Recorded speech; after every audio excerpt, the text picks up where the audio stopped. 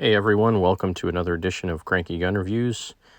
In my previous video with the Ruger Security 380, I was asked to compare it not only with the Smith & Wesson M&P Shield 380EZ, but also with a Beretta Cheetah. And since I happen to have a Beretta Model 85 Cheetah, I figured it would be a good time to do kind of a benchtop comparison of the three guns. Now, all three of these are kind of similar in size, similar barrel lengths, but the geometry of the grips is very different. The width of the grips is very different. But for the most part, the functionality, the safeties and things like that are similar. But let's look at these side by side.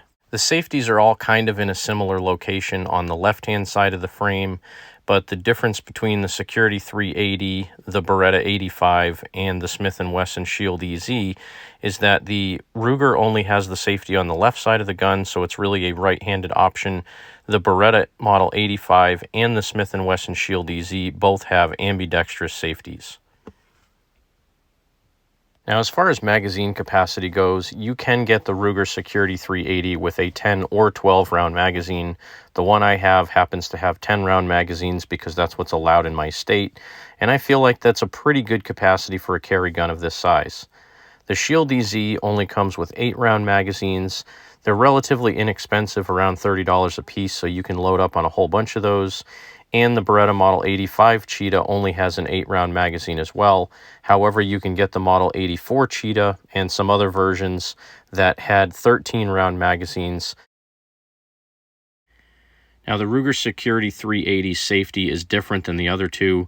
The safety cannot be engaged unless the hammer is cocked. And when the safety is engaged, like a lot of other Ruger firearms, it actually stops you from racking the slide on the gun. I guess that's kind of a good safety feature for new shooters. I can do with it or without it. The Shield EZ, you can engage or disengage the safety whether the slide is open or closed, whether the hammer is cocked or not. You can engage it at any time, and I kind of like that because you can have the safety engaged and rack the slide to put a round in the chamber, which I feel is a good option and very safe as well. The Beretta 380, the safety can be engaged or disengaged whether the hammer is up or down, and when it's up, it prevents you from pulling the trigger, and it actually disconnects the trigger from the hammer when the safety is engaged. Now, looking at these guns side by side, you can really get a good indication on the size difference. Again, the barrel length and the overall frame size is very similar between the Ruger Security 380 and the Beretta Cheetah 85. If you look at the Security 380 next to the Smith & Wesson 380 EZ Shield, you can see that the barrel on the Shield is just a tiny bit longer, but again, overall frame and dimensions are pretty close. And then looking at the Shield EZ next to the Beretta, again, they're a little bit different in size, but they're pretty stinking close to the same length. You will notice, though, that the shape of the grip and the angle of the grip is very different on all three of these. Now, if we stack them all side to side with the Security 380 on the left, the Beretta Cheetah in the middle, and the M&P Shield on the right, you can see that the Beretta is definitely the thickest of the three guns in both the grip and the barrel width, or the slide width rather. Realistically, though, overall the dimensions are pretty stinking close. But what it really comes down to is the thickness of the grip, the depth of the grip, and the angle. Is it comfortable for you to shoot? Is it comfortable for you to carry? The Beretta Cheetah is a fantastic gun to shoot. It has a great double action to single action trigger, but the grip, even for me, tends to be a little bit on the thick side, albeit it's only a tiny bit thicker than the Security 380. And then when you put it next to the M&P, obviously the M&P frame is much thinner, but it is a little bit deeper front to back because it has that grip safety on it. Again, looking here at the Beretta 380, we can kind of get an idea on how the trigger is. And again, this is a double to single action trigger. But if I cock the hammer, you can see that there's a little bit of slack in that trigger before it hits a kind of a smushy wall. And then if you keep pulling it, the hammer will drop. It does have, again, a double action trigger, which is pretty long, but it has a good consistent feel as you pull it.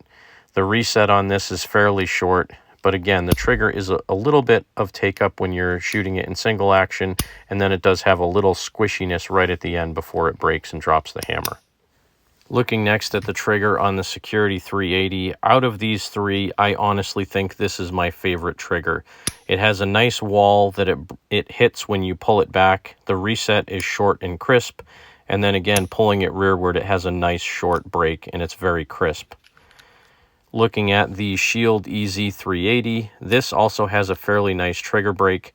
Again, it pulls back, it hits a wall, and if you keep pulling it, it breaks like glass.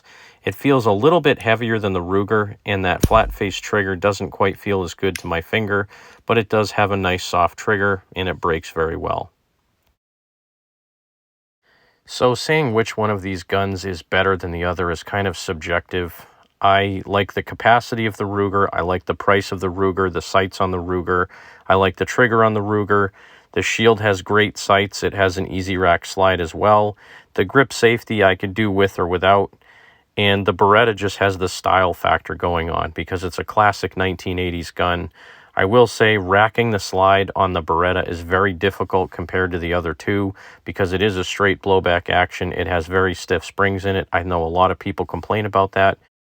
But both the Smith & Wesson and the Ruger both have the easy rack slide. They also have those extra little wings on the back of the slide that give you something better to grip on. So they're both a little bit easier to grab and pull back on. And the price of the Beretta compared to the Smith & Wesson is kind of similar, while the price of the Ruger tends to be about $150 less. So it's really up to you. What do you like better, and what do you want to buy? Or just be like me and buy all three of them. Have a great night.